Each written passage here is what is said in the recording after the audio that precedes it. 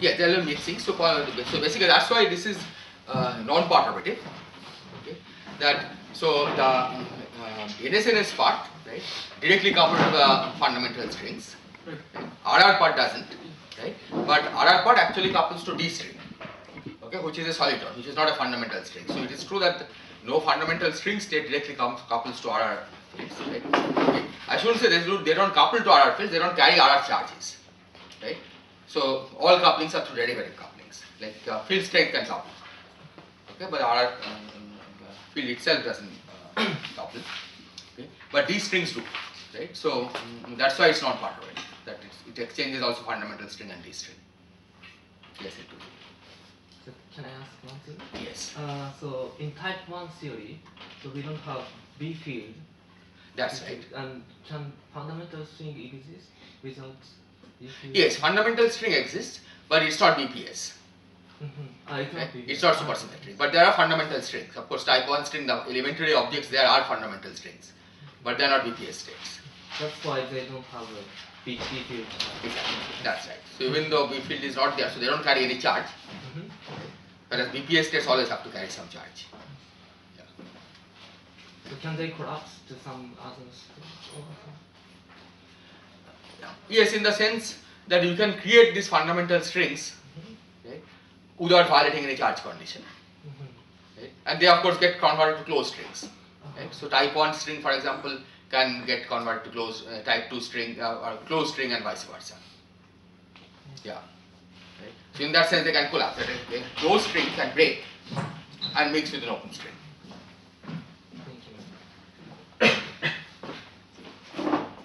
Any other questions? Okay.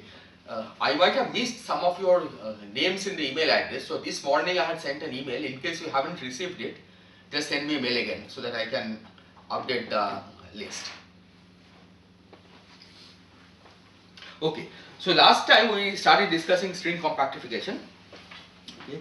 And one of the things that we discussed was the fact that 11 dimensional supergravity compacted by an S1, okay, gives the same low energy theory, same supergravity theory as type 2 supergravity. Okay. And then we lifted it to a conjecture about type 2 string theory, namely that in the strong coupling limit, type 2 supergravity, type 2 string theory, okay, acquires full 11 dimensional Lorentz equivalence. Right? It becomes essentially a described by 11 dimensional supergravity. Okay. Now this is a conjecture because this is a statement about the strong coupling limit of type 2A string theory, and this in particular requires the existence of certain states, okay, which there are some evidence that those states exist, but it has not been proved yet. Okay, these are the bound states of multiple DC Lorentz. Okay, we had also discussed another duality relation between type 2A and type 2B string theory. Type 2A string theory on S1 on a circle is supposed to be equivalent to type 2B string theory on a circle. Okay. Again, at the level of supergravity, this is easy to verify. So let me write this again. I'll discuss that again today in some detail. So the claim is that 2A on S1 is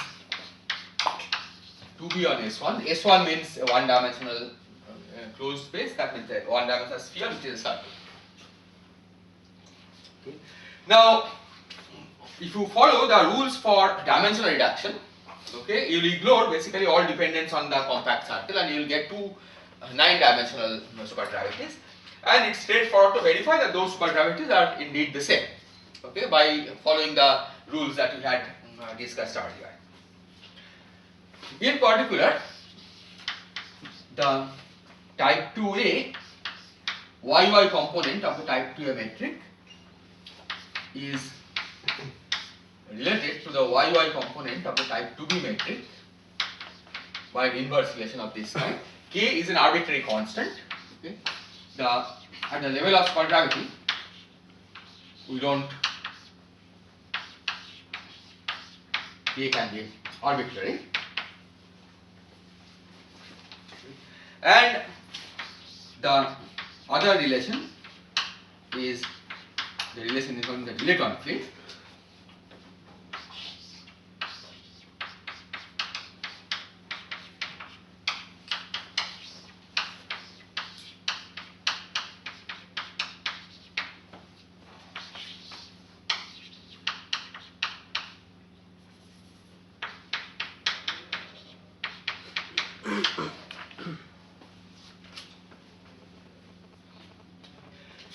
And one of the important things to notice is that small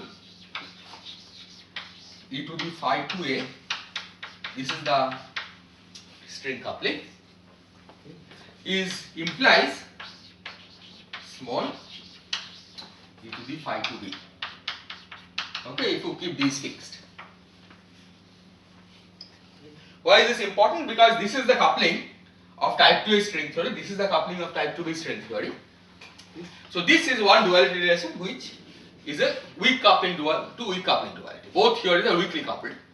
Okay, you can take a limit in which both theories are weakly coupled, and hence if this duality is true, we should be able to test this in Padakshep theory. Okay, in full string theory. Okay, at the level of supergravity, this is true. If we just do dimensional reduction, you can explicitly verify these relations. Okay, this is an exercise at the level of supergravity. Okay. But it turns out that this duality is true exact. It's exactly in string theory, exact duality. But now we have to choose k to be a specific constant, and that's alpha prime. Okay, let me remind you that 1 over 2 pi alpha prime is string tension.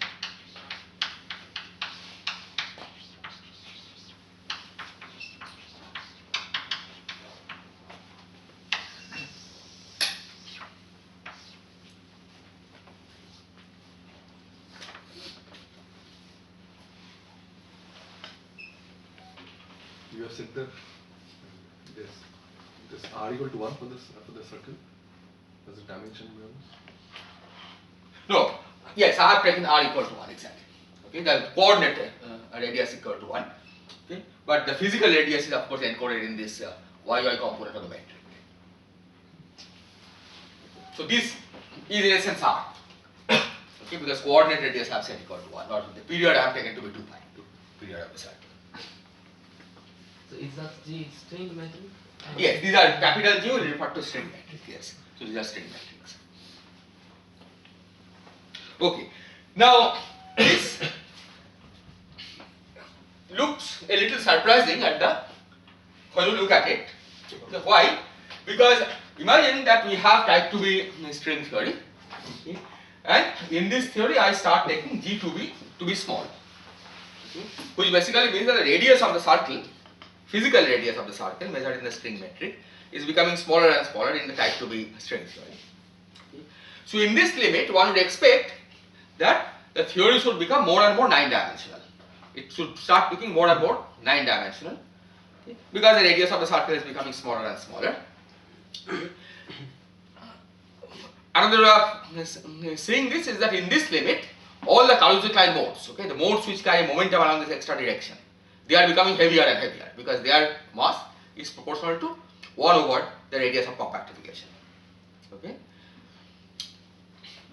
On the other hand, this limit corresponds here to large radius. Okay. As you take this to 0, this becomes infinity because of this relation. Okay. And a large radius limit, we expect the theory to look more and more 10-dimensional. Okay, because in particular the Karuzi-Klein modes, okay, the modes which carry mass 1 over proportional to 1 over r, they are becoming lighter and lighter, and there are an infinite number of such modes which are coming down to light values, to low values. Okay, and that is a signature that the effective theory is actually 10-dimensional rather than 9-dimensional. So then one can ask whether a theory is 10-dimensional or 9-dimensional should be a physical observable, right? So how is it that this limit, the gyy to be going to 0 limit, can ever be equivalent to this limit over here? Okay, this is going to infinity. Okay. And the way it happens, okay, is similar in spirit. Okay, in fact, this was discovered much before the 11-dimensional supergravity type 2 duality. Okay, but the spirit is similar.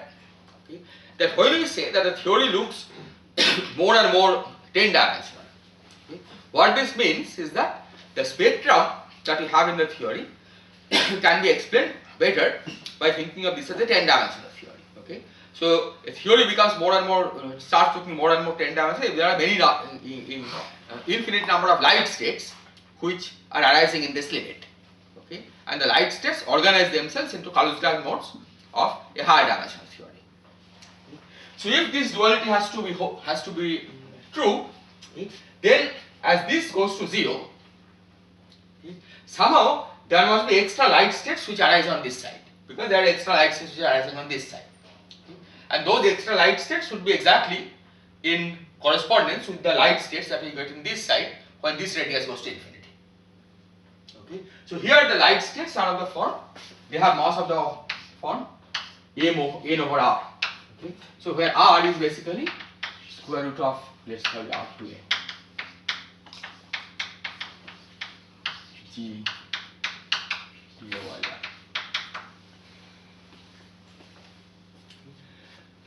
So what is the origin of these light states on this side? Okay.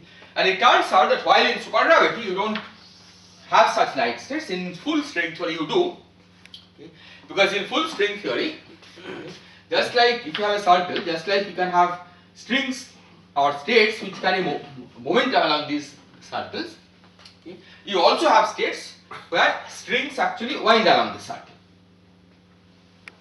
Okay. So let's imagine that in 2A,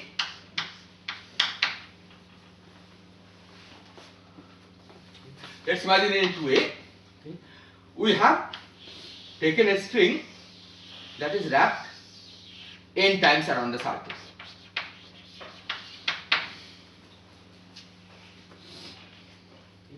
Classically, what will be its mass? Okay, its mass will be the n times string tension 1 over 2 pi alpha prime times the total length of this string. Okay, at least that's classically that is true.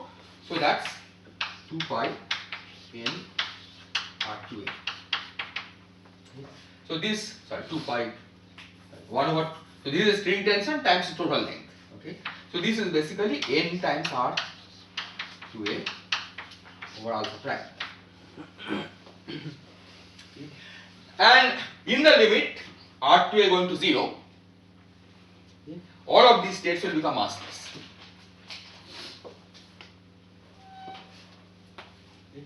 Similarly in 2b, we have n times r2a 2b over alpha prime. Okay. These are the winding states in 2b, and again in the limit r2b going to 0, all of these become massless, start becoming massless. Okay. And it turns out these formulas are actually exact for one particular class of states in on both sides. Okay. So now we see what happens. Okay. That imagine that we are taking this radius to be smaller and smaller. Okay. So here all the momentum modes are becoming heavier and heavier. Okay. Here the momentum modes are becoming lighter and lighter, because as this radius becomes smaller, this radius becomes larger. Here the momentum modes are becoming lighter and lighter. Okay. So the extra light modes here will now come from these states. Okay. And one can compare the spectrum, one can show that indeed the full spectrum in type 2 and type 2b are exactly the same. Okay. If we make an identification that R2a is equal to alpha prime over R2b. Okay. So this k, while at the level of supergravity, this is a symmetry for arbitrary k. Okay. If you want an exact symmetry, then k has to be alpha prime. So the symmetry is exact. Is exact if k is alpha prime.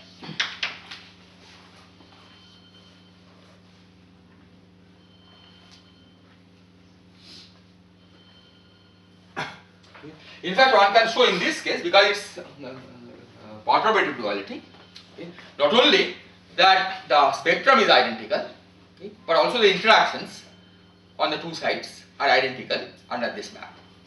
Okay, this is something that you cannot see at the supergravity level. At the supergravity level, you can only check that the massless interactions are the same. okay, because the effective actions you can certainly compare. But at the level of string theory, you can check that all interactions and spectrum are identical on the two sides. Okay, so these two theories are really equivalent.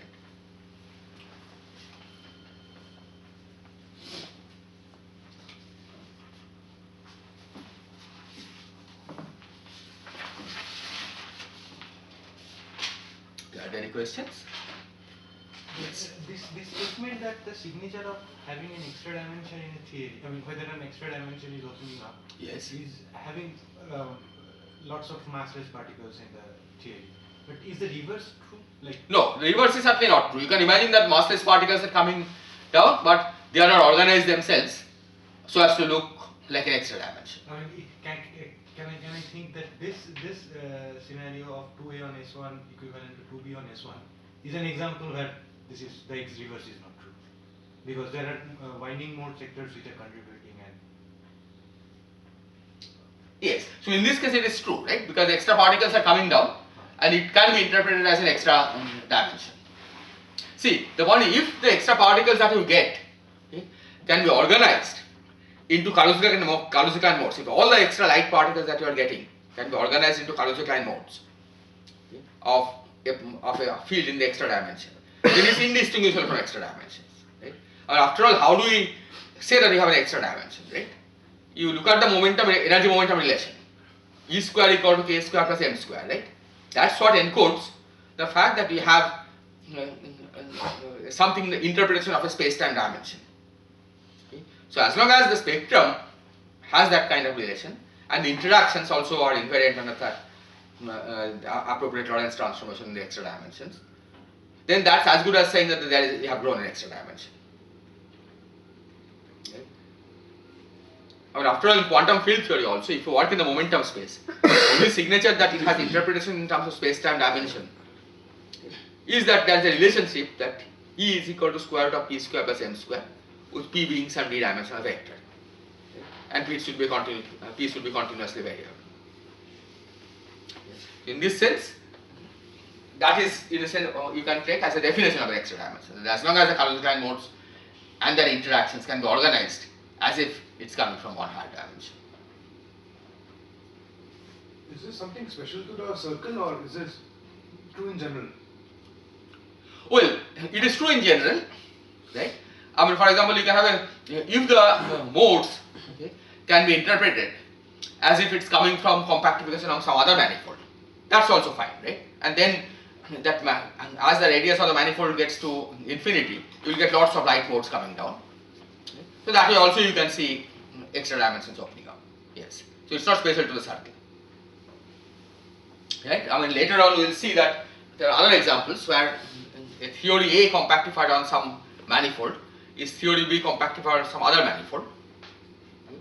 And there, as you take one of the manifolds to be small, right, you will see the other manifold is becoming larger. But there, of course, the spectrum is not that of a circle, but of compactification on that manifold.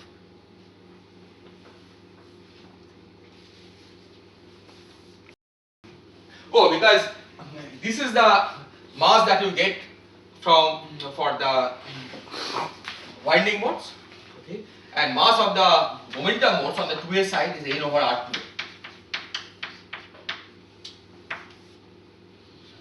Okay. These are Kaluza-Klein modes. Okay.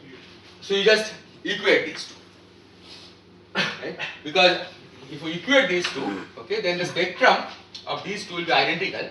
Okay, first of all, you can say why equate these two. You also know that there is here also, right, there are N over R2B. Okay, there are N over R2B. These are there, and then you can also have combinations of those, right? How do you know that you should compare this with this and not this with this?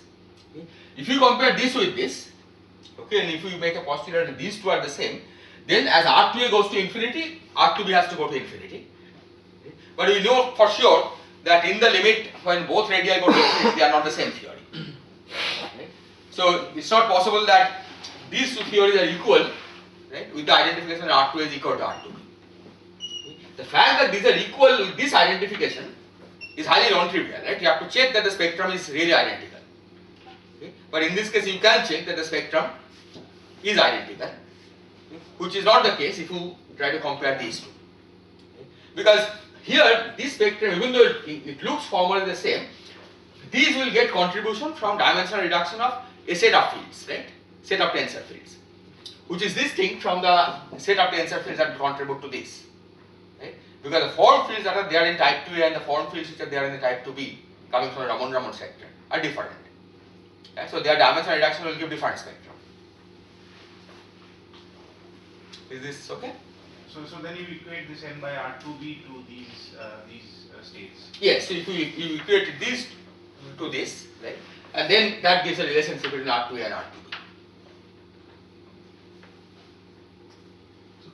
Can this relation between the winding modes on this side and momentum modes on this side, and under compactification on circle the mixes, can be seen from a symmetry principle, symmetry classification, like which is well, the point is you can show this as I said, at the level of the spectrum you can show this, right? And also at the level of the conformal field theory, right? Because the compactification of type 2 on a circle is described by some specific wordsheet conformal field theory. Compactification of type 2B on a circle is described by another wordsheet conformal field theory. And you can show that these two conformal field theories are equivalent, okay, under this map. Okay, which is of course going more than saying that the spectrum is equal, because once you have established that the conformal field theories are the same, then you know also that the interactions are the same, right? So the interactions are after all computed by calculating correlation function in the conformal field theory. This is more like a T-duality. Yes, this is T-duality, exactly. Right? So this equivalence can be proven explicitly order by order in perturbation theory, because this is a property that holds at string in string perturbation theory. Right? In particular in the string tree level, right, this should be true, and that you can check explicitly at the level of the as an equivalence relation between two conformal field theories. Okay. So all dualities between string theory, which are weak coupling to weak coupling duality, okay, can be verified explicitly by showing the equivalence between the conformal field theory descriptions. So all of those are classified as T-dualities, or target space dualities.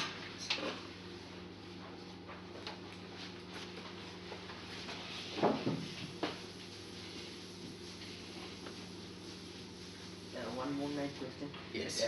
This actual T-duality, one more thing also is important, that those oscillator levels are same for R and 1 over R.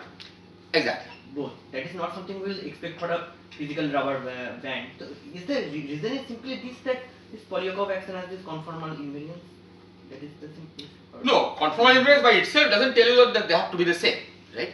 Here, that's why I said that this is only the first step. Right? You have to show. You can show that the full spectrum on two sides are the same, right? That's the statement that the two conformal field theories are the same. Right? The existence of conformal invariance itself is not enough to say that these two are equivalent. These are two. You start with two distinct conformal field theories, right? When the S1 radius is infinite in both cases, type 2A and type 2B are based on different conformal field theories, where the projection rules are different in those. Right? But after you have compactified on a circle, right, you can show that as a conformal field theory, there is an exact map from one to the other, and that exact map involves that the radius R2A of this should be equal to R2B of this. Because when you say the two conformal field theories are equivalent, right? You have to see how the vertex operands of one get mapped to the vertex operands of the other. Okay? And you can make find an exact rule of such mappings. Between type 2A, the conformal field theory describes type 2 on a circle, and conformal field theory describes type 2B on a circle.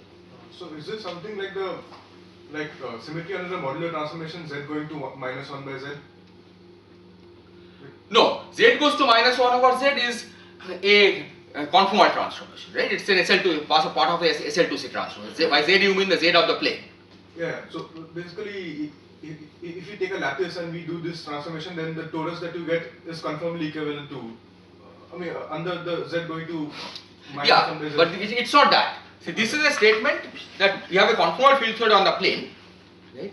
And the conformal field theory can be described in various variables, right? Two theories can be equivalent, two-dimensional field theories can be equivalent, but their actual description may be different, right? So that's the point here, that these two conformal field theories are written in different variables. Okay, if you want to know on the world sheet, right, what transformation it makes, it basically is a duality transformation on the world sheet. You basically on two-dimensional world sheet, right, you have this field y, which is a compact right, and basically if you take del mu y going to epsilon mu del mu y. Okay, this is a map that takes you from one theory to the other theory. Okay, you can see that when you make this map accompanied by this R goes to 1 over R duality, okay, then essentially two theories are mapped to each other.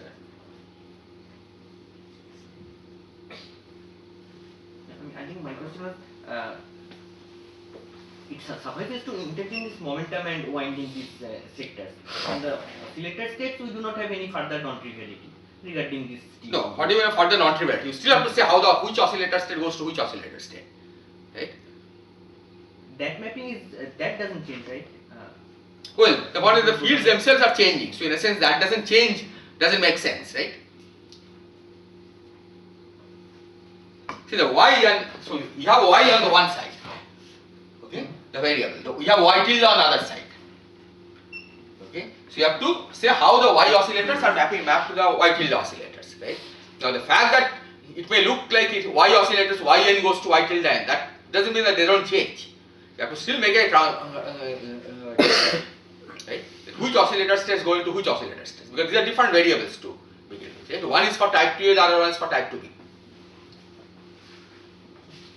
Okay, so that dictionary has to be made. Okay, what you are saying is that in this case it may be simple, in some other cases it may not be so simple. A dictionary that translates from one to the other. Okay? But the statement is that there is a dictionary you can give, right, of exactly the whole set of vortex operators on one side, how they map over to the whole set of vortex operators on the other side. Okay? And under the dictionary, all correlation functions in the conformal field theory on one side go over to the corresponding correlation functions on the other side. Right? That's the statement. That's the claim. Right? And this you can easily verify. You can explicitly find what this map is. Okay. As I said, at the level of the worldsheet theory, it's a map. The map is something like this. Okay. Another way of saying the map is that you take the left movers. Okay. If you decompose this the oscillators into left movers and right movers, right? You take the left movers to left movers and right movers to minus the right movers. Okay. So that's another way of saying what this map is. Yes. This fact that at the level of supergravity, this duality is true for arbitrary kappa, but yes, for the full string theory, the kappa has to be identified with alpha prime. What is the significance of this fact? This is, I mean, it's probably not very significant. That typically on supergravity level, there are continuous duality symmetries and gets broken to discrete subgroups when you demand exact relation, right? It's similar to what happened in type 2b, right? Type 2b supergravity had SL2R symmetry, right? But only SL2Z part of it is an exact symmetry. So this breaking is similar to that. Okay, that the continuous group gets broken to a discrete subgroup always.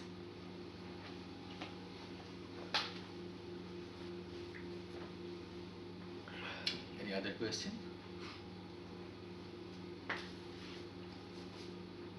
Okay, so let me now mention similar dualities involving other theories. Okay, but I am not going to any details.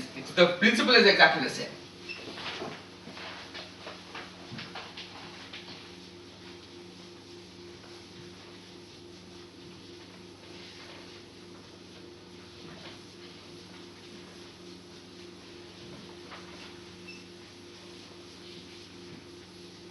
Your conventions kappa is upward on square actually, right? Pardon? Your conventions kappa is upward on square because G is order R square.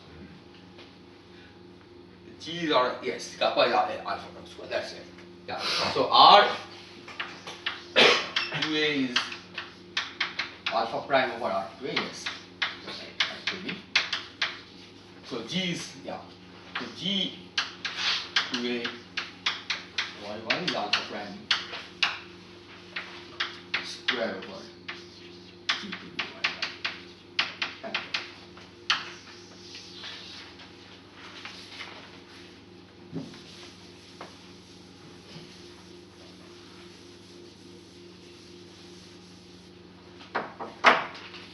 Okay, in fact, I will set alpha prime equal to 1.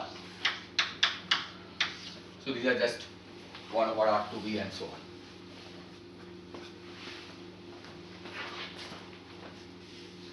on. Also, the radius of y, I mean, in fact, I can make this 1. I can make this into 1. Even when alpha prime is not equal to 1. If we take y as y plus 2 pi square root of alpha prime. Okay, then this also can be made. So you can keep alpha prime here. So the compact circle, right? So far I have been taking 2 pi as a radius, but since the coordinates will have the dimension of length, right? It's more appropriate to take it 2 pi times square root of alpha prime, because square root of alpha prime has the dimension of length. Okay, then this relation for in G you don't have to include in alpha prime. G is dimensionless.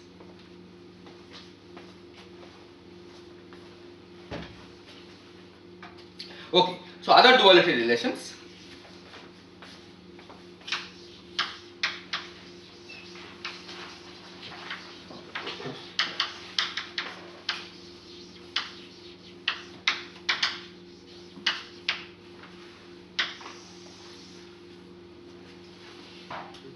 So E8 cross E8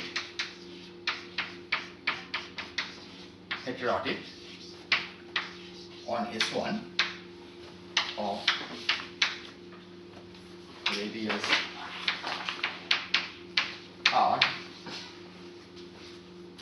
is equal to the same theory on S1 of radius alpha prime by R. Okay, this is another duality relation. Okay. At the level of the supergravity, okay, you can check it explicitly, okay. But at the level of full string theory, this is true. Okay. And again, you derive this by showing that the spectrum of these two theories are identical. Okay, but you have to have this non-trivial relation that the winding modes here go over to the momentum modes here and vice versa, and you have to have appropriate map between these two theories. Same is true for heterotic.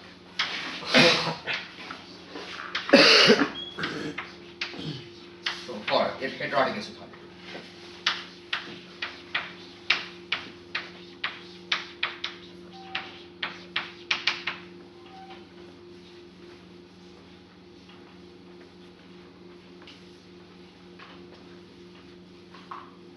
Okay?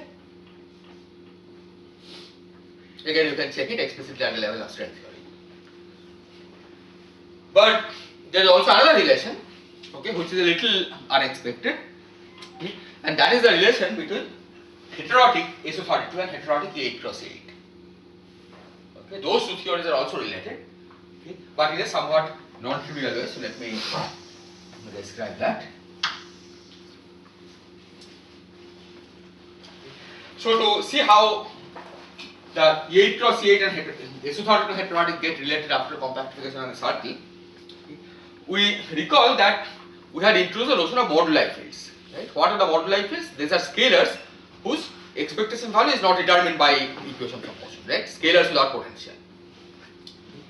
So when we compactify A8 cross A8 or SO32 heterotic on circles, one of the moduli of course is GYY. Okay? The radius, that's what we have been using to make this map. Okay? But the additional moduli, which comes from the components of the gauge field along the S1 direction. Okay? So, AY are moduli fields.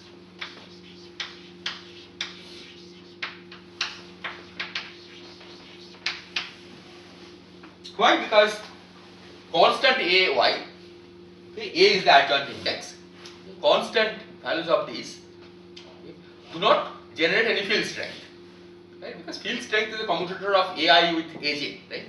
And in this case there is only one component, right? So all commutators vanish. So these can take any arbitrary vacuum exhibition value, okay, without generating any term in the action. okay, because the action involves the way these gauge fields enter the action is through commutator. Okay.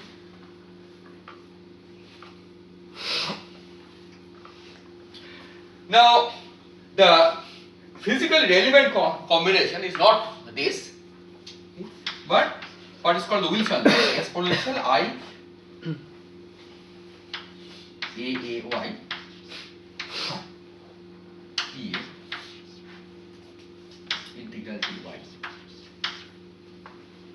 Okay, and because these are constant y independent objects, I can also write this as exponential I times 2 pi equal to alpha prime AA. So this is an element of a group. Okay, so this belongs to SO32 or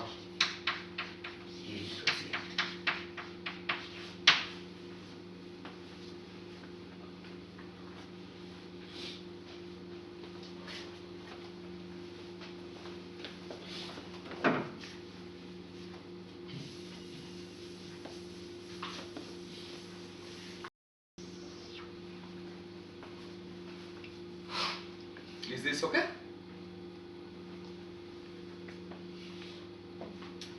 Now it turns out that in SO32 we can choose some value of this gauge field, constant value of this gauge field, which has two properties. Okay, so let's call this element G. Okay, some fixed element of the group. Okay. For SO32 heterotic, it's an element of SO32. For A cross A, it's an element of A cross A. Okay. So we can choose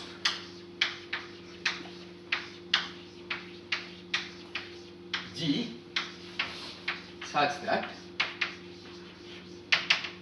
two conditions. So first is G square is identity. Okay, so it's a Z2 element. When you square it, you get back 1. Okay, identity element of the group.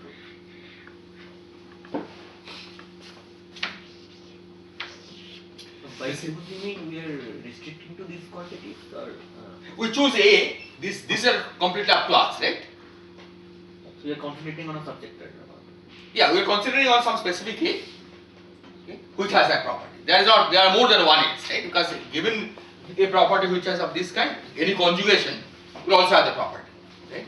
Suppose G is S, G in S inverse, right? Square of that is also will be identity.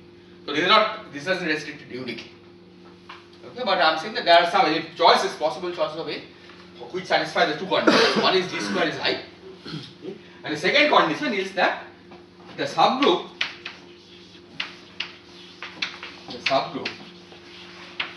of SO32 that commutes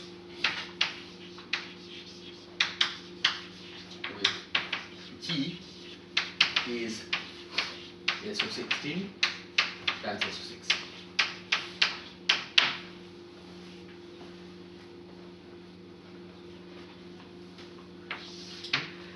And it turns out that the same is true for A cross A heterotic.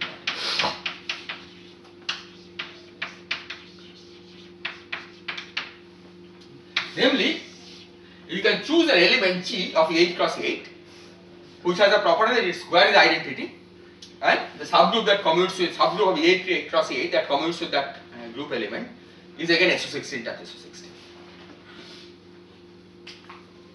Okay? So let's imagine that we have these two theories, okay, 8 cross 8 on a circle with a gauge field background chosen this way, and SO32 heterotic on a circle with gauge field background chosen this way. Is clear? Now it turns out that the two theories, these two theories are equivalent if R 8 cross 8 prime by 2 times R SO32.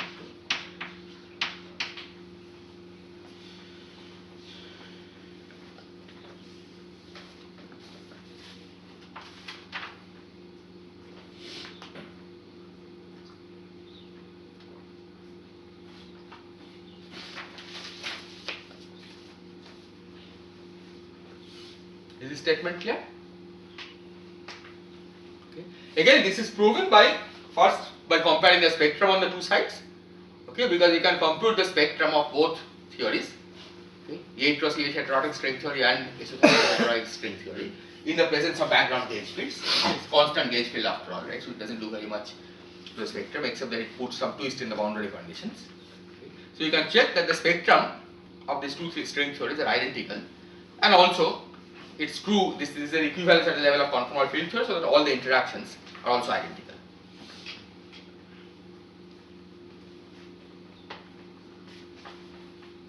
Is this statement clear? Hi, excuse me.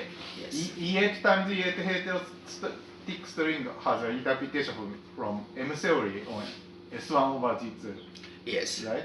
So do you have a understanding of this reality from M theory picture? Not, I don't know whether anybody, I don't think anybody has tried to understand this from the M theory picture, because SO32 of course directly doesn't have an interpretation from the M theory picture, right? But when you compactify a circle, this gives you a way to relate SO32 to M theory, right? Now, M theory on, so M theory on T2 has the relationship to 2B, right? So it is possible that by going through that route one can understand this duality, but I don't think anybody has done that. The relationship between these two from the M theory perspective. But I may be wrong. I mean, there are people who have written so many papers on dualities that it could be hidden somewhere in the literature. This factor of 2 isn't it special? Isn't easy to see it? Or? Oh, it's basically you have to compare the spectrum, and in that case you find that you need this factor of 2. Basically, I think it requires some kind of Fermi-Bose transformation, and that happens not at the self-dual radius, but half of the self-dual radius, or 1 over root 2 times the self-dual radius. I think this is the origin of this factor of 2. So nothing to do with this. I mean, this SO32 can be also thought was open string and it's usually minus pi by 2. Well, at least when this duality was discovered, that was before even you knew about open string relationship.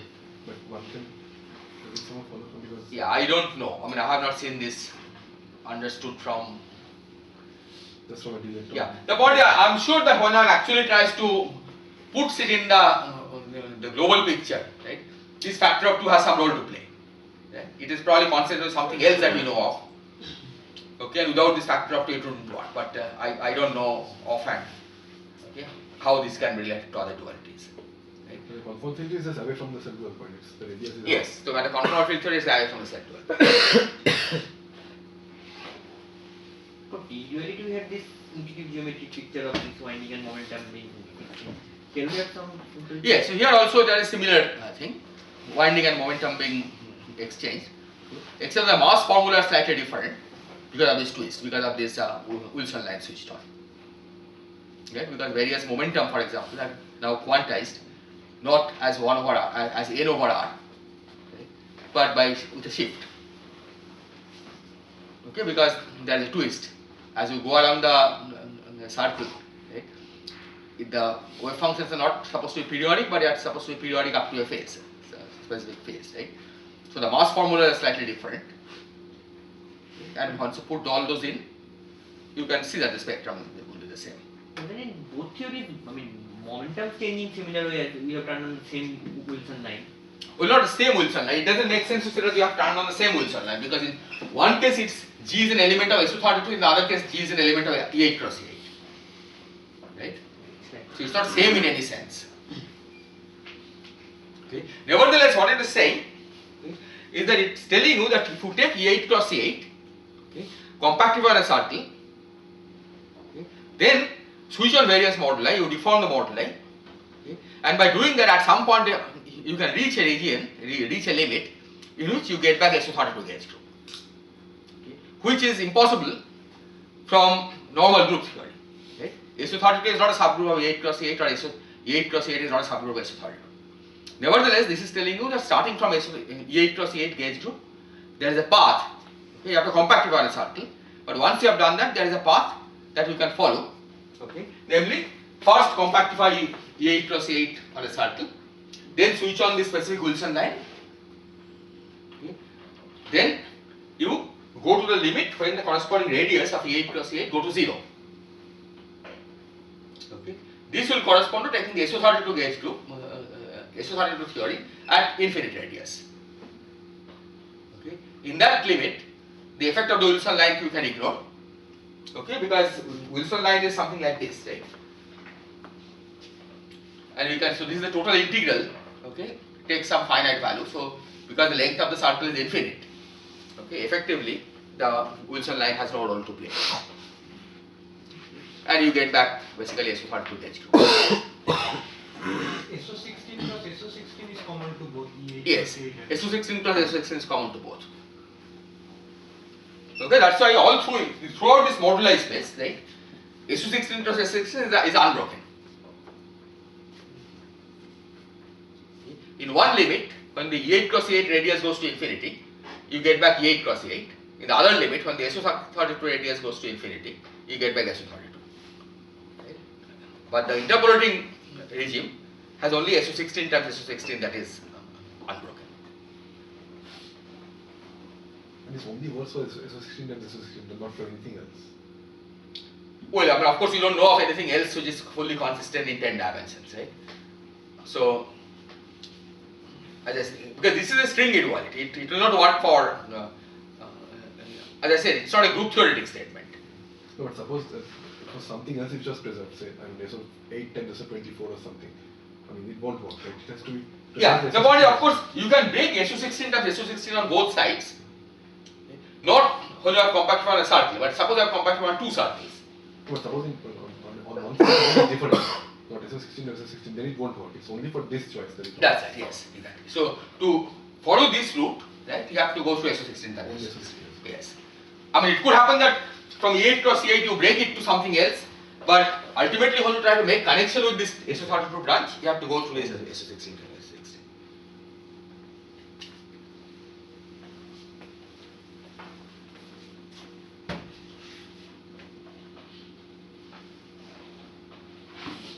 Any other questions?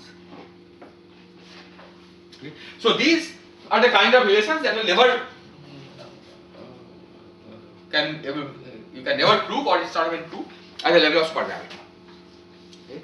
At the level of supergravity, you can only say that the supergravity, that the massless states, that after you have compactified on a circle, okay, you effectively get an SO16 times SO16 supergravity on this side, SO16 times SO16 supergravity on this side.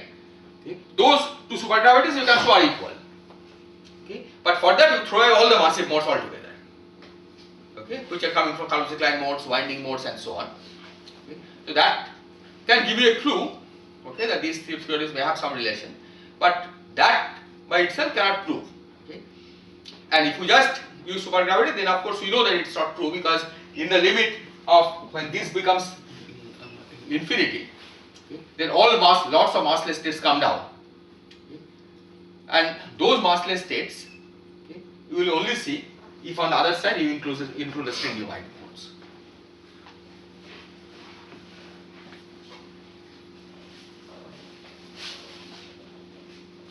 Okay, so here for this theory there is in fact another stringy surprise, okay, which is not related to duality, but nevertheless it's something that you don't see in field theory.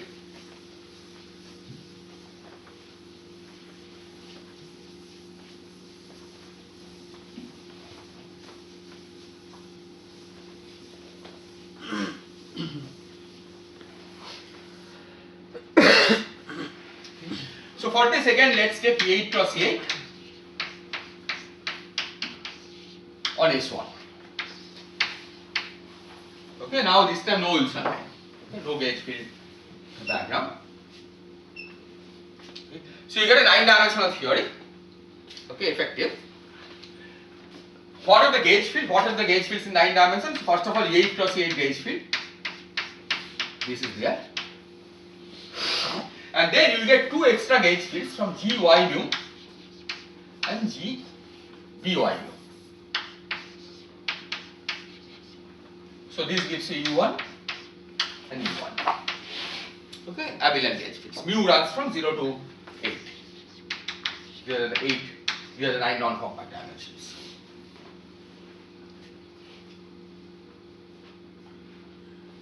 Now it turns out that when the radius square root of alpha prime, then the gauge group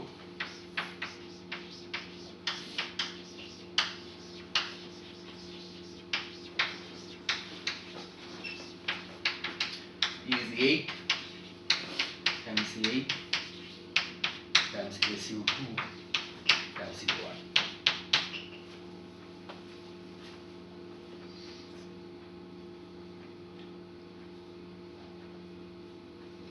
So you get 2 additional gauge fields. SU2 has 3 gauge fields. You get 2 additional gauge fields at this radius. Now you can ask where are the massless states coming from? Normally you don't suddenly get massless states. It turns out that these massless states come basically from string winding modes. Okay, basically the diagonals happen from the SU2, which is the U1. That's a particular linear combination of these two. Okay, the other U1 is another linear combination. Okay. But the W plus minus, so basically W plus minus of the SU2 come from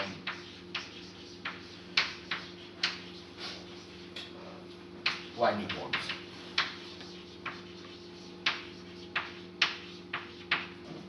On the screen.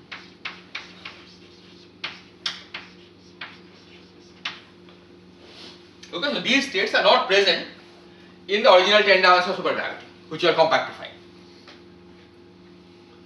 It's only after compactification and when you embed this in string theory that you see these states. Okay. And as I had told you once earlier, that while for most purposes, okay, you can, while computing the massless spectrum, you can just take original supergravity theory and dimension reduce. That's not always the case. And this is one situation where that is not the case. Okay. Just by dimension reducing supergravity, you will not see this enhancement of U1 to SU2, okay, which you see at the level of string theory. U1 cross U1 goes to SU2 or SU2 cross U1? SU2 cross U1. So this U1 is there. Right. So basically one linear combination of these two, okay, become part of this SU2. Okay, the other U1 of other linear combination remains as U1.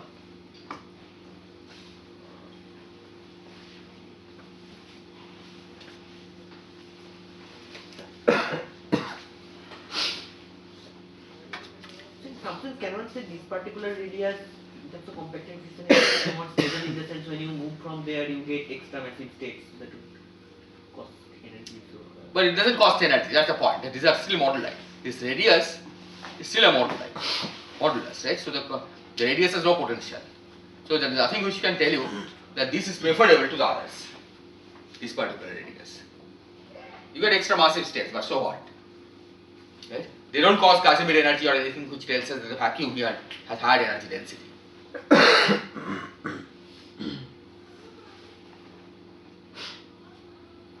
Okay, at least at this level, all radii are perfectly allowed an equal problem, but there is nothing to prefer one radii over the other, one radius over the other.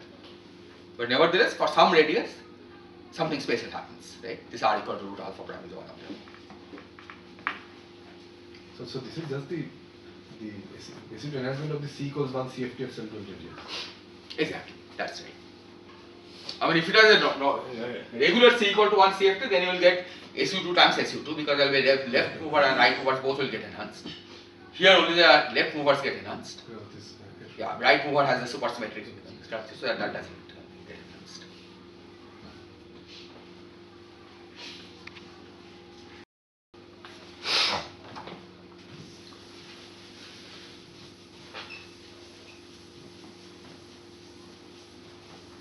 And this is not true for SO32?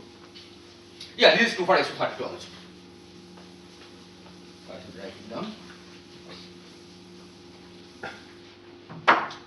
So the same thing happens for SO32.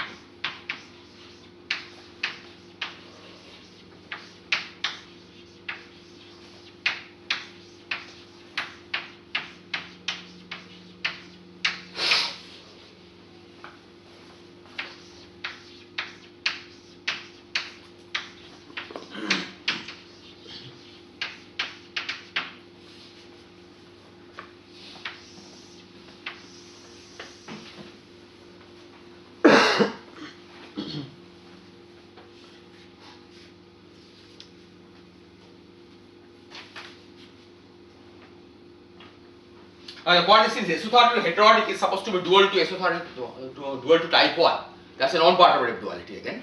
Okay, they have the same supergravity, and that was one of the conjectures.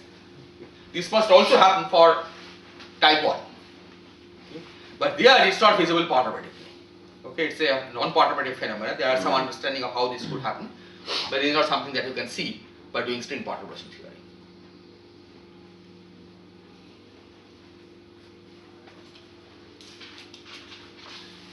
Okay, so let me now just briefly draw the diagram that we have, summarize what we got from this diagram. So we have 11 dimensions of supergravity on one side. So in 11 dimension, okay, this is the only theory. When you compactify an S1, let me write it. So compactifying it on S1, okay, we saw that this is conjectured to be dual to type 2A. And then type 2A and type 2B, which are different. So this is D 11 dimension, this is D equal to 10. In D equal to 9, which is another compactification. Once you compactify both on S1, these two are supposed to be dual to each other. Right? They are supposed to describe the same theory. That's what we discussed. Similarly, D cross C8 heterotic and SO32 heterotic. These are distinct theories in 10 dimensions, but again, while compactified in S1, they become the same theory. Okay. And then here is type 1. These two are supposed to be the same theory.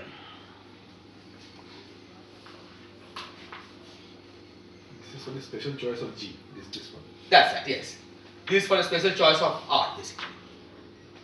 These two are equivalent when the R of one is alpha prime over 2 R of other. Yeah, exactly. That's of course true here also. The R of this is equal to alpha prime over R of 2A, but the point is the modulary spaces of these two theories are the same. Right? Because for some, given any value of R here, you can find the appropriate value of R which gives an equivalent theory. And similarly here. Okay.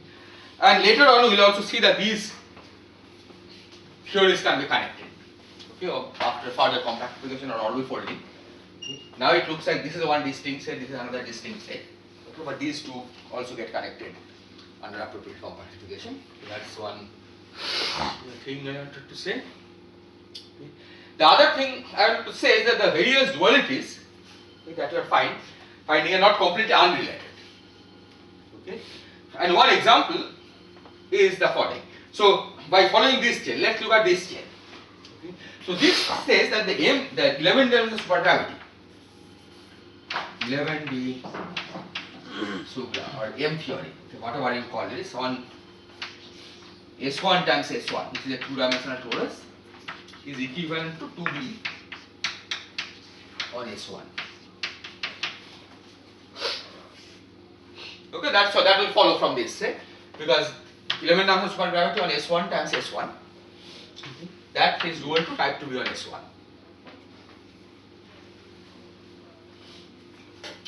Now this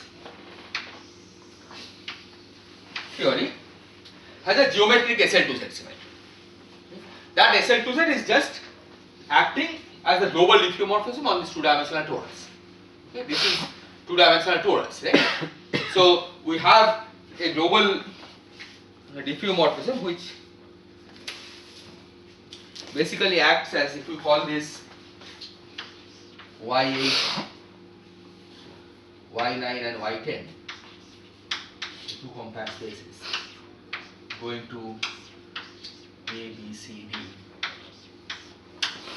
y9, y10. SL2Z or SL2R? SL2, no, the point is y9 and y10 are periodically identified. These two are periodically identified. So this will preserve the periodic identification only if A, B, C, D are integers. Right? Because if y goes to y plus 2 pi n, okay, suppose y1 goes to y1 plus 2 pi n1, y2 goes to y2 plus 2 pi n2, right? That n1, n2 will get multiplied by this, right? So unless A, B, C, D are integers, the result will not remain integers, okay? Because you only have, on a torus, you only have integer steps. Okay? So this is a symmetry for A, B, C, D belonging to SL2Z. This is a geometric symmetry of this, right?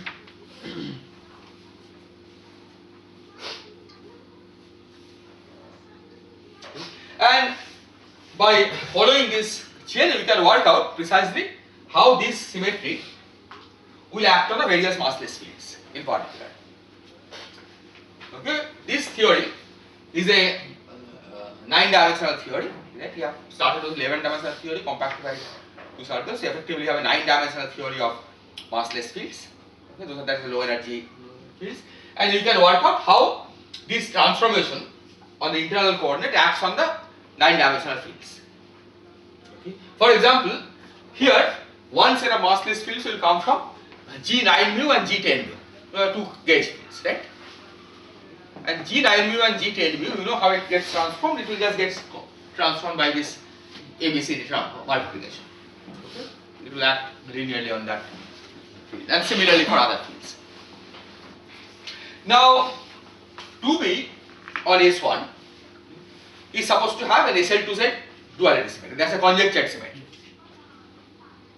Okay. On this side, you can work out how that symmetry acts on the massless fields.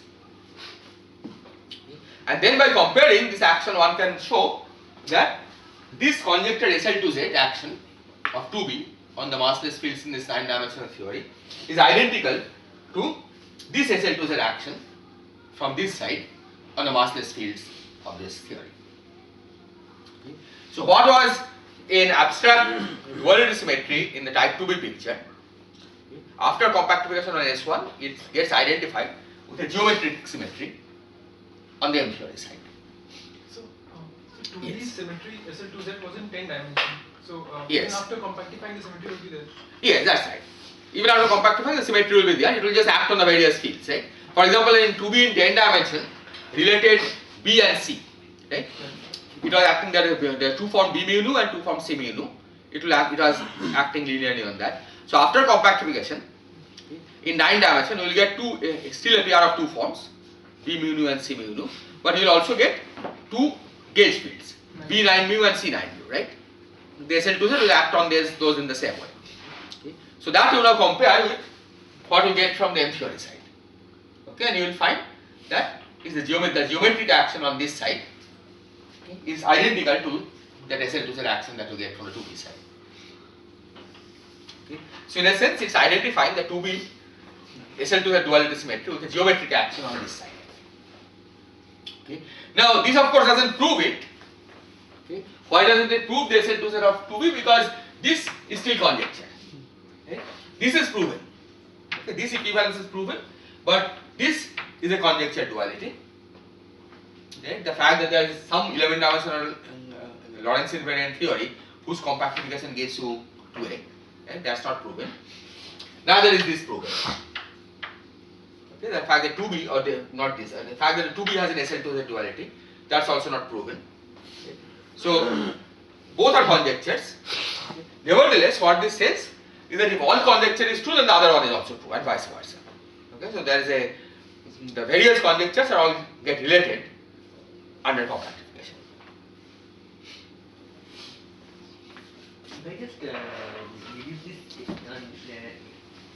element to ground S1 twice but do not perform any T duality, you will have type 2A on D is equal to 9.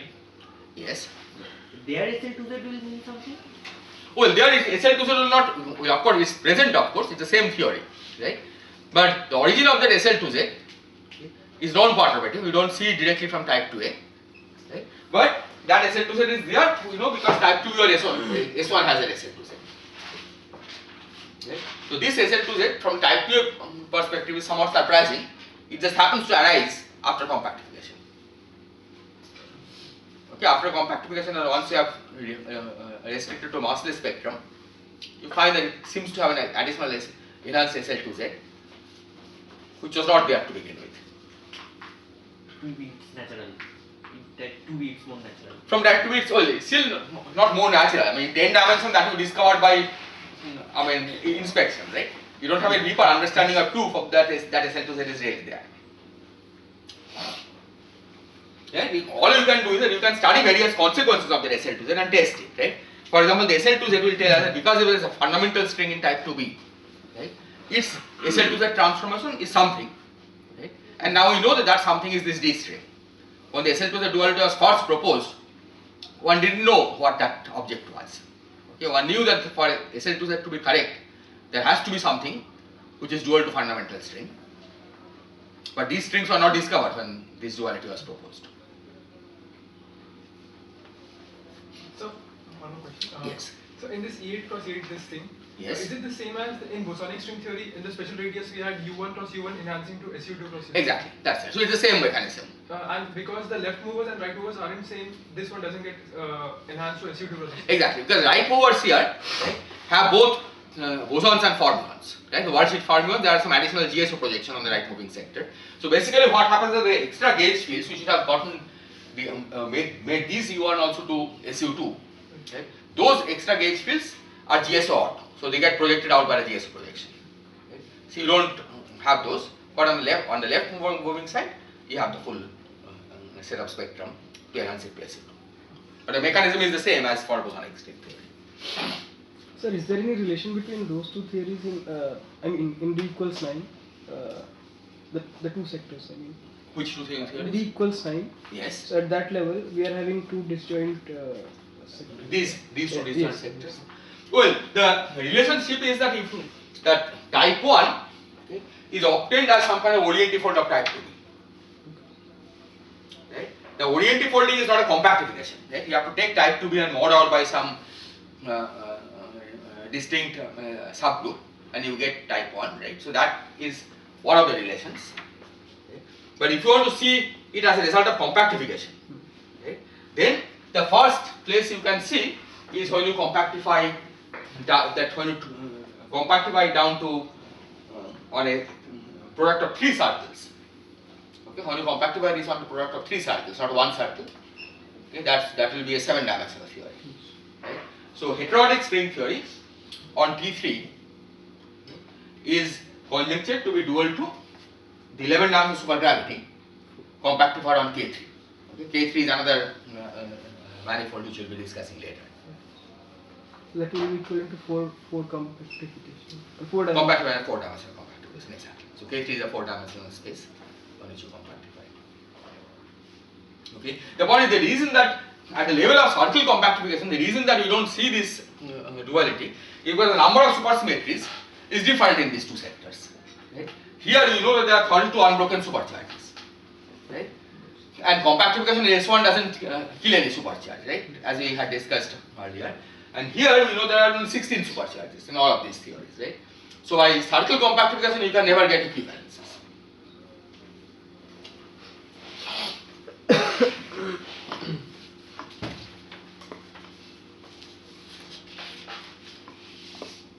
Okay, so now let me briefly discuss compactification on T6, and that will also motivate for doing what we will be doing next.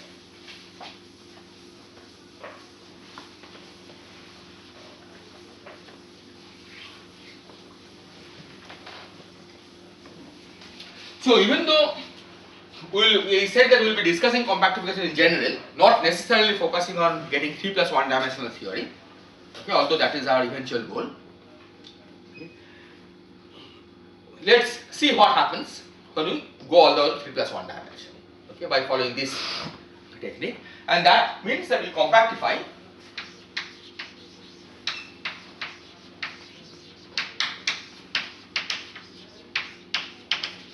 on P6. On P6 essentially is product of 6 circles.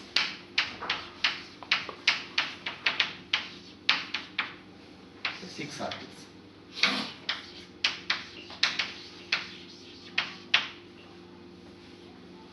Okay. And we can take each of these 6 circles to have radius, coordinate radius, square root of 2 pi alpha prime. But you can switch on arbitrary moduli fields. So moduli fields, I will discuss the moduli fields in more detail in a few minutes. But let's suppose that we put the field GMN, constant GMN.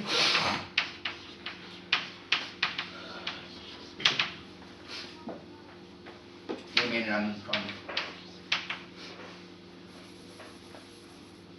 5.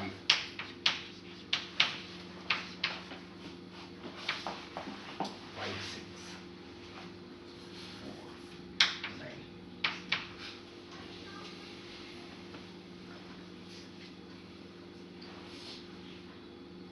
Okay, it's clear that constant GMN is a solution to equations of motion because the corresponding Riemann tensor is 0. Right? So it clearly satisfies Anson's equation. Okay, if we don't switch on any other diagram. But as we'll be discussing, we can switch on other diagrams also.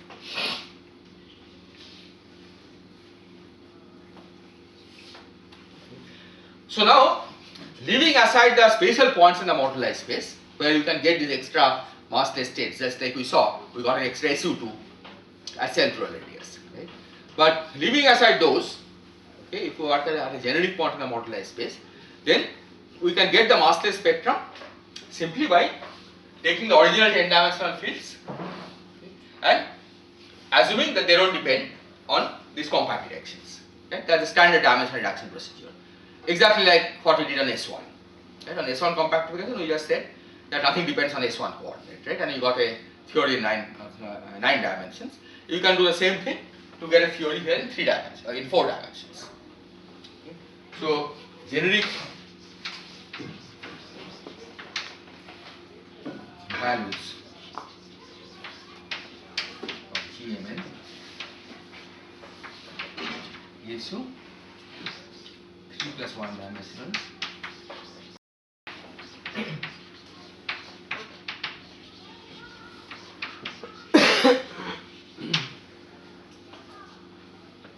okay, I should have said this. I am not considering this compactification as a T6. This is for string theories.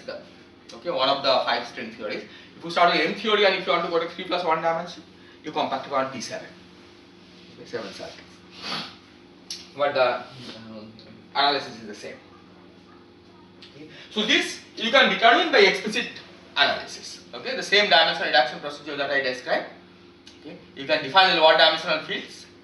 Okay, transforming in appropriate way, and you can work out what the effective action is. But there is also another way of getting the effective action, which is to use supersymmetry. Okay, so let's see how many supersymmetries will this theory have.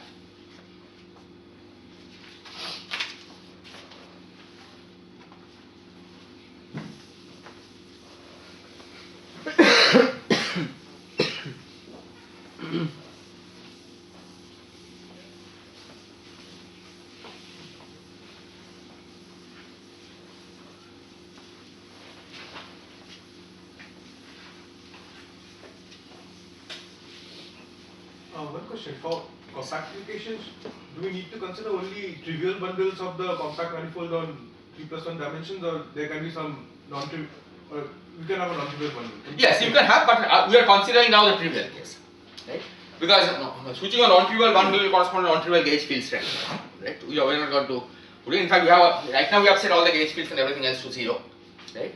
But for this kind of compactification, even when you switch on the gauge fields, right, we'll take them to be constants, right? Which basically means that well, the bundle is trivial except that you have a non-trivial polynomial, right? Which doesn't cost any field strength. Later on, we will be doing it more general.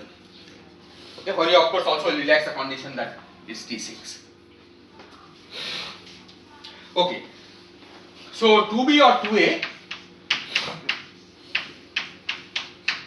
we saw that has 32 global supersymmetry, right?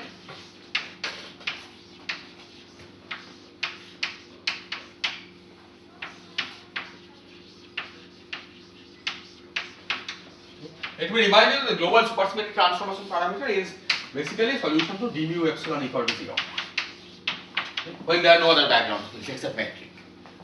This is also flat background. Yeah, and when the background is flat, right, then it's del mu epsilon equal to 0 for flat background.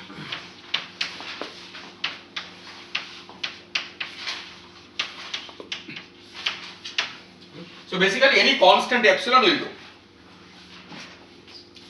And this fact doesn't get changed when you compactify on tori of this kind, okay, with constant metric. Right? For metric is constant, then d mu is still del mu. Right? Connection is right, is 0. So in type 2 theories, there are two such epsilons, each a 16-dimensional real spinor. Right? So that gives you 32 global supersymmetries, and the 32 global supersymmetries remain intact even after compactification. Is that clear? Okay. So from the 4-dimensional viewpoint, right, effective theory in 3 plus 1 dimension, n equal to 1 supersymmetry corresponds to 1 Majorana spinor. One spinor with 4 real components. Right? That's what generates n equal to 1 supersymmetry in 3 plus 1 dimension. So we effectively have 32 by 4, that is n equal to 8 cubes.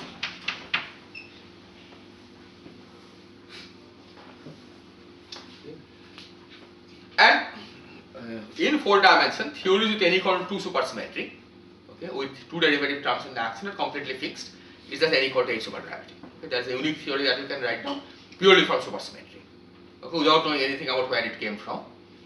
And you can show that this theory that you get by direct dimensional reduction agrees with the n equal to 8 supergravity that you will get from just requiring supersymmetry. Okay, the unique theory that you have in 3 plus 1 dimension with n equal to 8 supersymmetry is exactly what you get from this dimensional reduction. Okay, this is of course not a surprise, okay, because the theory is unique, you better get that. Is this clear? Sorry, what's the origin of the 4 over there? Pardon? What's the origin of the divided by 4? Oh, the division by 4 is because one supersymmetry in 4 dimension corresponds to 4 parameters. Right? One Majorana spinor that has 4 components. So that's the origin of this 4. So when you count the number of unbroken supersymmetries in a given dimension, you divide by the minimal that you take n equal to 1 as the minimal possible supersymmetry, right? Which in 4 dimension is generated by 4 parameters. So if you take E cross E heterotic,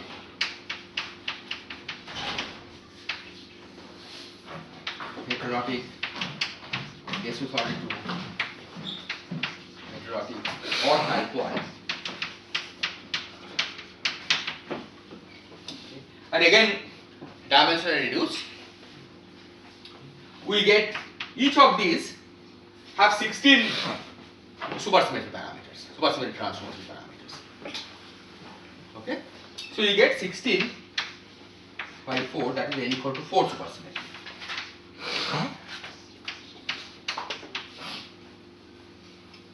Okay. Now n equal to 4 supersymmetry does not fix the theory uniquely. Okay. But when you say that you have n equal to 4 supersymmetry plus gravity, this is n equal to 4 supergravity.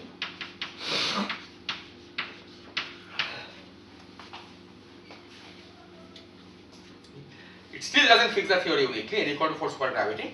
Okay. But once you fix the gauge fields, once you specify what the gauge group is, okay, then the theory is uniquely fixed. Okay. So n equal to 4 supergravity, so it gets fixed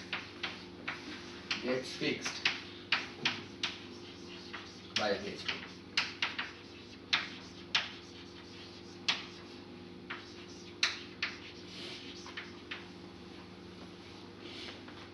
And again, you can compare it with what you get from direct dimension reduction.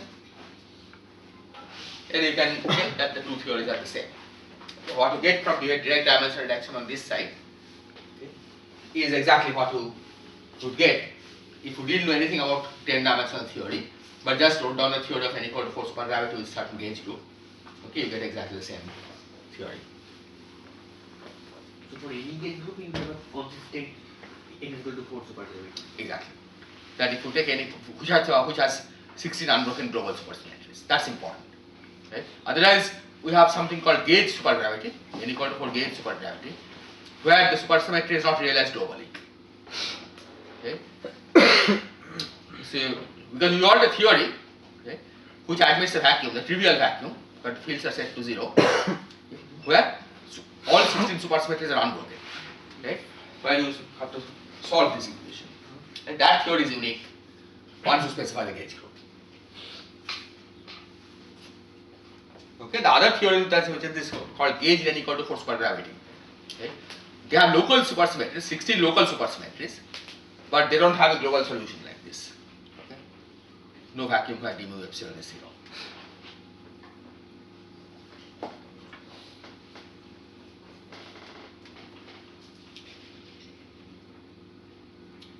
Any questions? Okay, so in each of these theories we can work out a moduli space.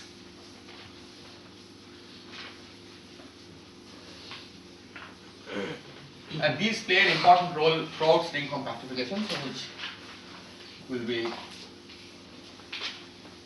discussing. So moduli fields, again let me remind you, these are scalars which have no potential, whose vacuum expression values are not fixed at all by the by equations of motion.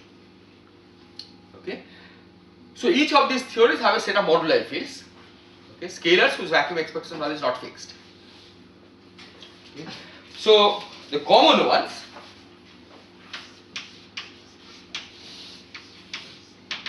is GMN, metric, and the duality. Okay, these have no potential in all theories. Then in 2A, 2B, heterotic, both SO32 and 8 plus 8.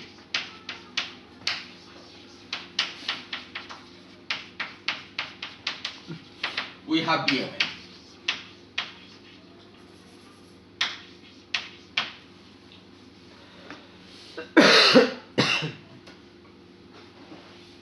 Okay. Mn run from 0 less than or equal to Mn. Sorry, not 0. 4 to 9. Where the corresponding compact directions. There is one more, okay, which is not easily visible, okay, and that is the dual of B mu. Okay, what do you mean by dual of B mu? Okay. So B mu is a rank to tensor field in 3 plus 1 dimension. Okay, but a rank to tensor field in 3 plus 1 dimension one can be dualized to a scalar. Okay, and that's done by saying that introduce a field A, field, let me call this phi, small lowercase phi, via d phi equal to star dB.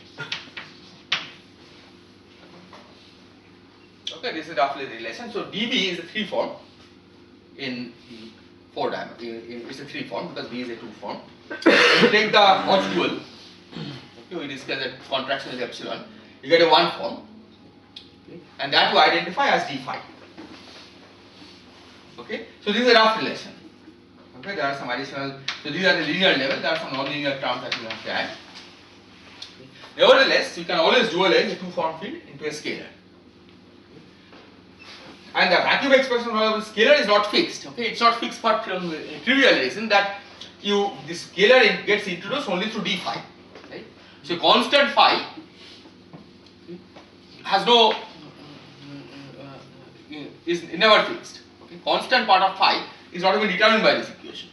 Right? So it's completely arbitrary. So that acts as a model line. Okay, which you have to keep in mind. Okay, and the reason that is important is because when you are eventually when you try to organize the fields in supermultiplex, okay, this field combines with the dilaton to become a superfield. Okay, superfield always has to come with a complex scalar, right? And that happens by combining this and this typically. Okay, then there are some theory specific model line. Okay, so let's write those down. So E8 cross E8 cross E8 and Ashoke heterotic and type 1. These have moduli of the form AAM, gauge field components. Okay. But now A cannot run over an arbitrary generator. Okay. A has to run over the Cartan generator.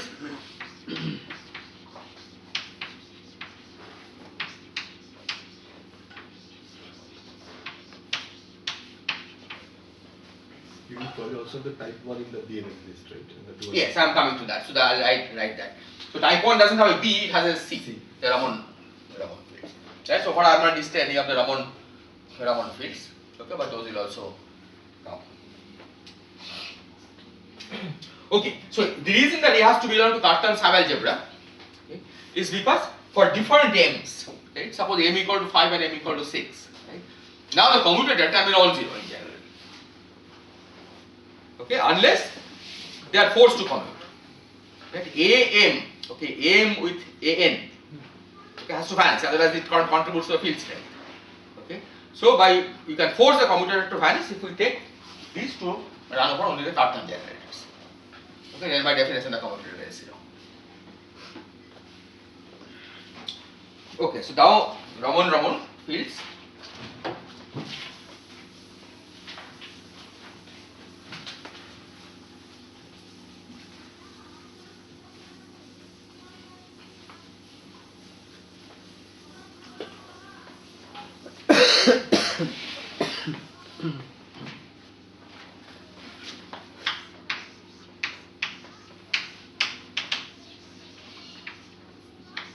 Okay, moduli fields. Again, we focus only on the moduli.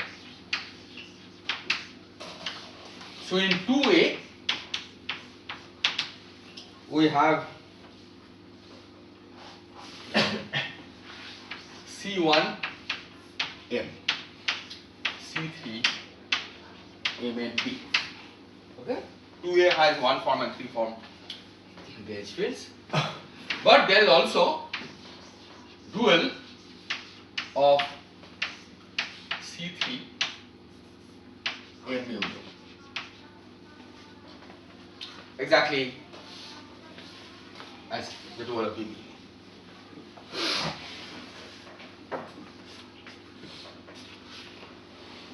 Is this clear?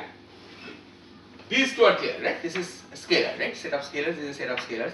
Constant values of the C's again have vanishing field strength. Okay, so they don't affect equation of motion at all. So constant C is like constant gauge field. So they will satisfy equations of motion. Okay. And then C3 M mu nu is a two-form field from the 4-dimensional viewpoint. So it can be dualized just as V mu nu can be. And this will give you some scalars.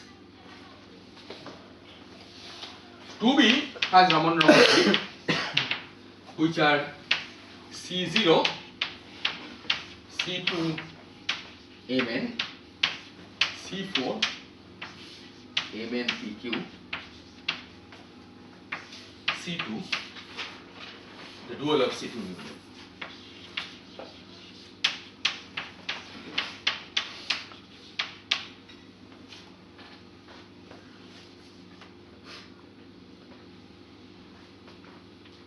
Anything else it should have?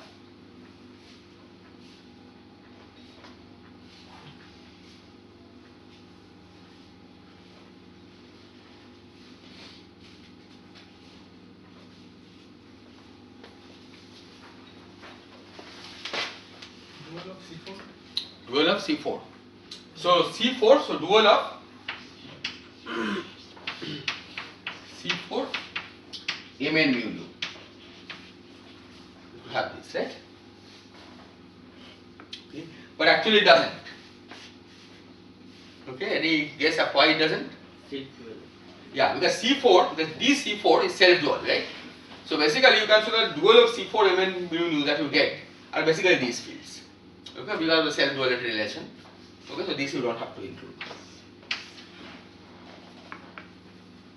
Okay, it's because of self-duality. If there is no self-duality constant, then these would be new fields. In 2A, would there be the dual of Cmn1 also? C The first one, the dual of the first C1 mu. Yeah. See, the dual of C1 mu is a gauge field, not a scalar field. Okay. Right? So here you are only listing scalar fields. Fine. Right? So for scalar fields, you have to get at least a 2 form, right? So that's why you had to get up to this, right? So C1 Mn mu nu is a 2 form, which could have a dual, but it doesn't have because of this relation.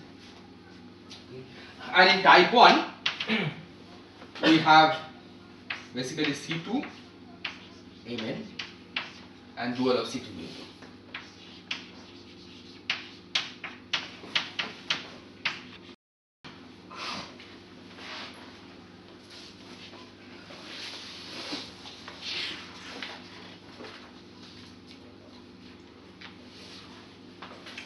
So basically this way you can get perfectly good 4-dimensional theories, right? Which looks like field theories and which are the kind of theories that we want for nature. Okay. However, it turns out that these these torus compactifications are not good theories in the sense that they don't go anywhere close to what we really want to see. Okay. They go close only in the sense that it has non-abelian gauge fields and gravity, right? Which are of course two things that you do want. Okay. But it has several features that you don't want. First is the existence of these moduli fields. Right? You don't want massless scalars, right, whose potential is 0 because you don't have such scalars in nature. Okay? So if you start with these theories, you have to find a way to make them massive. Okay? And there are too many scalars to make them massive, and there are other problems. So this is one of the problems, the existence of these massless scalars. Okay? And this in fact turns out to be the most difficult problem to solve in most string compactification, and you will keep encountering these massless scalars, and eventually you will learn how to solve this problem. Okay, so that's one of the problems for this simple torus compactification. The more serious problem is that the kind of theories that we get here, you don't have any chiral fermions. Okay, the fermions that you get here, okay, you can see it by dimension reduction. Okay. Or you can see it also from supersymmetry. Okay, n equal to 4 supersymmetry doesn't admit chiral fermions. All fermions come in left-right pairs which transform exactly in the same way under the gauge group. Okay, another way of saying this is that the fermions are actually in the adjoint representation of the gauge group, which is real. Okay, so both the fermion and its conjugate, if you split into left and right-handed fermions, they transform exactly in the same way under the gauge fields. And this is something that you don't want. Okay. Because you know that in nature you have chiral fermions. Okay. And typically what happens is that if you start the set of fermions, some of them may be unwanted. Okay. And you can try to get rid of them by somehow finding a mechanism that generates mass for these fermions. Okay. But most mechanisms for generating mass for the fermions pairs chiral and anti-chiral fermions. Because fermion mass is psi bar psi, right, which combines a chiral and an anti-chiral fermion. And this requires that, so if we want chiral fermions, okay, they have to be there from the beginning.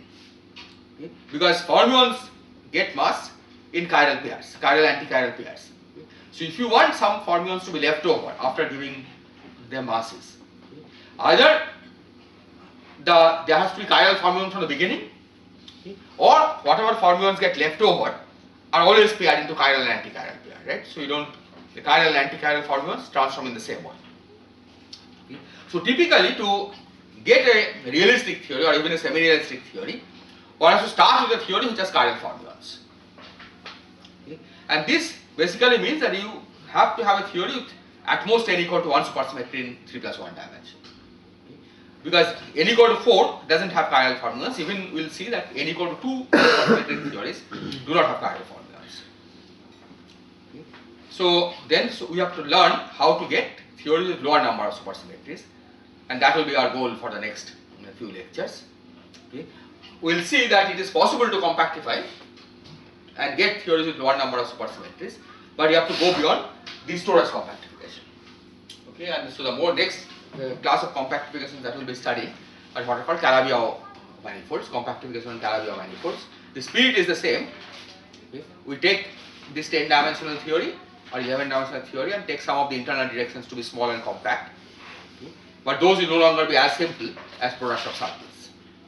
Okay, but more complicated manifolds. So I think maybe I'll stop here and we'll continue tomorrow.